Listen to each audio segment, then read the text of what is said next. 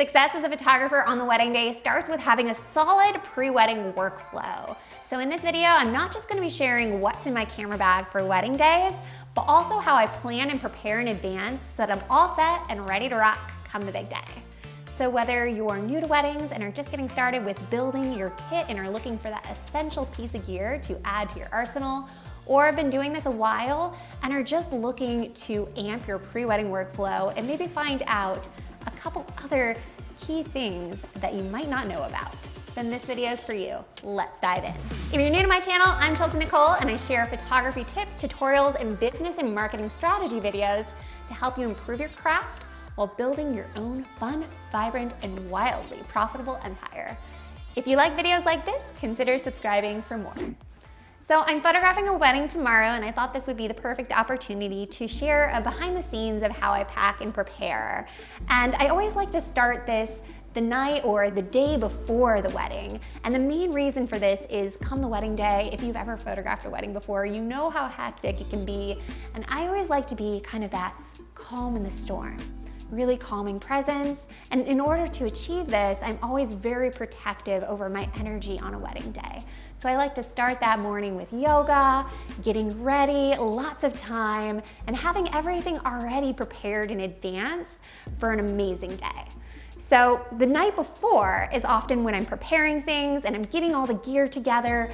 I'm cleaning all my lenses, I'm cleaning my camera bodies, cleaning the sensors so I don't have any dust spots. And also to ensure that I have everything that I need for the big day, I have a pre-wedding checklist that I'll go through. And I find that this is really important because if you've ever left your wallet or your ID at home, you know that sometimes the most obvious things where we get into such a flow where it's kind of second nature is when we tend to forget things. So after I'm done packing everything up, I always go through that little checklist just to make sure I have the batteries, I have my memory cards, I have everything that I need already packed away for that big day. I'm gonna drop my checklist for free for you in the description below in case it's something that you would find helpful. I use it with Notion, so I'll share my Notion template as well as the PDF version if you prefer printing things off. All right, so diving into my gear kit, I have my main camera bodies, which is the Nikon D4 and the Nikon Z6 mirrorless, my newest addition to my collection. And I actually still use my D4 as my primary body, mostly because it has the dual card slots, which the Z6 doesn't. So I don't feel 100% having that as my main body just because of the dual card slots. But it's an excellent backup camera and it's excellent for portrait shoots. Absolutely love this camera. And then jumping over to lenses, I have the 70 to 200 millimeter 2.8, 24 to 70 millimeter 2.8, 105 millimeter macro, and 85 millimeter 1.4. And then on my Z6, I have a 35 1.8, and then I also have an adapter for my Z6 to be able to use my other Nikon lenses on it. And the two primary lenses that are my absolute favorites that are probably on my camera about 95% of the wedding day are the 85 millimeter 1.4, which just creates really beautiful, dreamy, buttery bokeh images. So this is my absolute favorite portrait lens, and the 24 to 72.8, which is a total workhorse, but also creates really gorgeous images with a wide range. So I love these two lenses, and then the other ones kind of fill in the gaps. Probably my least used would be my 105 macro, which I really just use for ring shots, but it's still a fantastic lens that I bring with me just for those. This isn't, of course, all of the lenses I own. I have a lot more than this, but this is what I actually use on wedding days. So I find that as you go out and experience and see what works for you, it's good to minimize your kit and just bring what you're actually using rather than carting along all this extra weight and gear that doesn't get used. So I'll go ahead and pack the lenses into my bag because they've already all been cleaned and are ready to go. And then next up is lighting. For lighting, I have two SB5000 flashes. I have my Comer video light. So I always like to bring a continuous light source as well as flashes. This is great for the first dance, for cake cutting, special moments throughout the day. And I love this Comer video light with the barn doors, the filter, and also a spotlight. So we'll go ahead and pack that into the bag.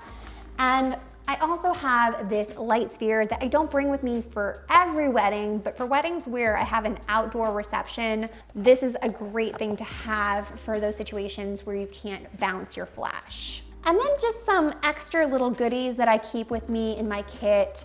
This is a little emergency kit that has little things such as a sewing kit. I have a lighter in there, and just little things that come in handy.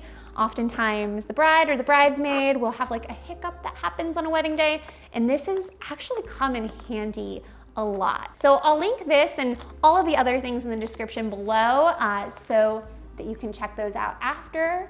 But this little emergency kit comes in handy. I also have this little blower. I have a bigger one that I use when cleaning my sensor, but this is handy for if you notice a piece of dust in your camera while you're on a wedding, which has happened to me once before. You have a quick little blower to help clean your sensor. I also charge my batteries I usually charge them well in advance of the night before. I actually have a little charging station where I store my gear.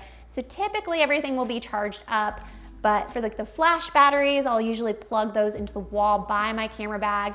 And if any of my batteries happen to not be charged, what does happen, I just am sure to, if I'm letting them charge overnight, I have all the chargers plugged into the wall next to my camera bag. That way nothing gets forgotten on that day of. I like to make it just as easy as possible for myself to not forget anything. So I keep my spare batteries up here in my bag. This is the Think Tank International camera bag. I love this bag. If you've seen my past What's in My Bag video, this is my same bag from years back, and it served me really well. And I just love Think Tank's quality. And the International is a little bit smaller in size. I also have the security, but I actually prefer this bag and find it's more versatile for traveling as well. So we'll go ahead and pack that all in there. And then last is memory cards. And for memory cards, I like to keep them in this Pelican hard case, which is waterproof as well, should you get rained on. And for memory cards, I actually stick the memory cards in facing memory card is up, and when it's used, it goes backwards. So if the cards were used, you'd see that they would be backwards in the case. And I like to go through and format each of my cards in camera, which is good to help minimize the chance of corruption. And these are actually packed into my own bag, which is the bag that stays on me. So I'll pack these right in here so that I have them on me. Really quick, easy to grab item. So the last thing I like to do is just to reset all my settings. So I'll come in and set my ISO to the lowest setting, set my white balance to 5500, and then we'll be all set. So now that we have our essentials all packed up in the gear bag and ready to go, I have just a few other little essential items that I never leave home without for a wedding.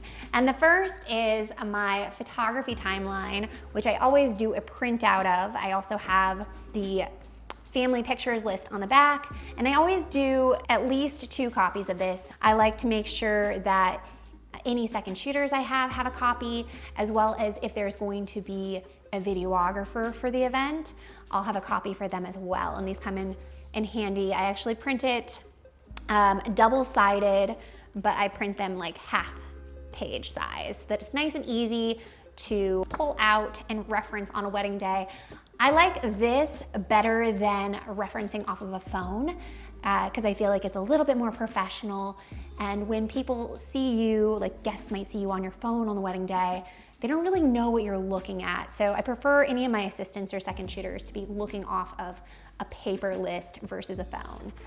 The other thing that I always like to bring with me is a watch, for the same reason, so that I'm not checking the time on my phone, but I'm able to, at a quick glance, see what time it is, make sure I'm on schedule. And I love the Apple Watch. I love that it just brings up the time really quickly, but also I like to input the timeline into my calendar, and it automatically brings up the timeline on the watch so that I have that quick glance of making sure we're on schedule on the wedding day. So those are two tools that I really love for wedding days, and I pack this right in the back of my Ona bag so that it is very quick to grab. I always pack extra shoes. I like to wear heels on wedding day. It depends on the venue, but I always like to start in heels if possible. But come the reception, I am switching to flats. And I love these because they have a little bit of a higher end look as far as a flat goes. So I just pack these right inside my bag so I have them at the ready to switch out when my feet get tired. And then last is the guest book. I always do a custom guest book for all of my weddings with pictures from the engagement shoot and anything that I need to have with me on the wedding day, since this is something I bring with morning of, I put on top of my gear bag so that it's all together and ready to go and impossible to forget. I also include a pen with this, not this pen though. Never use Sharpies for guest books. And if you don't include a pen, this is what the guests will use. So I actually always include a pen. I use archival pens, which I'll link up in the description below. And this would not be a 2020 how to prep without my mask. So I will pack this in my bag as well so that I have a clean mask with me for when needed. And there you have it, guys. We are all packed and prepped for the big day. So pretty simple, right? I don't bring a lot of extra unnecessary gear or big soft boxes or reflectors because I like to keep things really simple on a wedding day, utilizing natural light. I actually have a course all on how I use natural light from like the shooting process through the editing process. I'll link the wait list below if anybody is interested, but I geek out on keeping things simple and just working with the most beautiful light we have, which is natural light. The only thing really left is my styling kit, which I bring with me for more of those morning and getting ready details and styling things out. And for that, I have a full breakdown over on my Instagram at Nicole Photo, and I also will be sure to link it up in the description below. So that's what's in my bag for wedding days. I hope you enjoyed this little behind the scenes peek. I'll be sure to link everything up below, including the pre-wedding checklist if you want to grab that and customize it for yourself. And if you enjoyed this video, give it a thumbs up, give me and Bella some love. And also, question of the day, what's your favorite must-have lens for portrait or wedding shoots? Drop it in the comments, I would love to know, and I can't wait to see you next video.